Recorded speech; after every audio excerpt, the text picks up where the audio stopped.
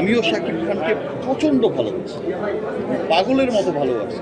ঈদের সিনেমা মানেই আনন্দ, গ্ল্যামার আর তারকাদের ঝলক, কিন্তু এবার সেই আনন্দের মাঝেই তৈরি হলো নতুন বিতর্ক। ঈদ উল ফিতরের উপলক্ষে মুক্তি পাওয়া প্রিন্স সিনেমার একটি বিশেষ প্রদর্শনী ঘিরে এখন তোলপাড় সোশ্যাল মিডিয়া। রাজধানীর উত্তরা সেন্টার পয়েন্ট সিনোফ্লেক্সে আয়োজিত এই অনুষ্ঠানে ঢালিউড কিং শাকিব খানের কিছু আচরণ নিয়ে শুরু হয়েছে ব্যাপক আলোচনা।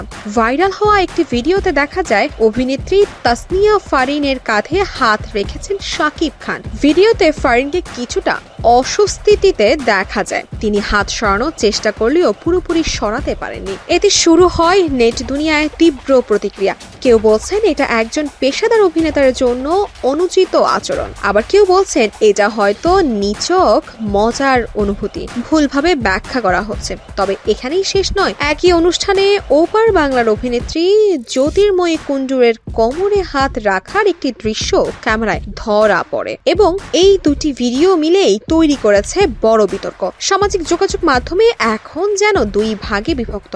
এক পক্ষ সমালোচনায় সরব, অন্য পক্ষ আবার এটিকে স্বাভাবিক বলেই উড়িয়ে দিচ্ছে। আবু হায়াত মাহমুদ পরিচালিত প্রিন্স সিনেমার শাকিব খান, তাসনিয়া ফারিন ও জ্যোতির্ময়ী কুণ্ডুর পাশাপাশি আরো অনেক তারকা অভিনয় করেছেন। সিনেমার গল্পের চেয়েও এখন বেশি আলোচনা তারকাদের আচরণ। তবে প্রশ্ন একটাই, এইটা কি ভুল বোঝাবুঝি নাকি সত্যি সীমা ছাড়ালেন শাকিব খান?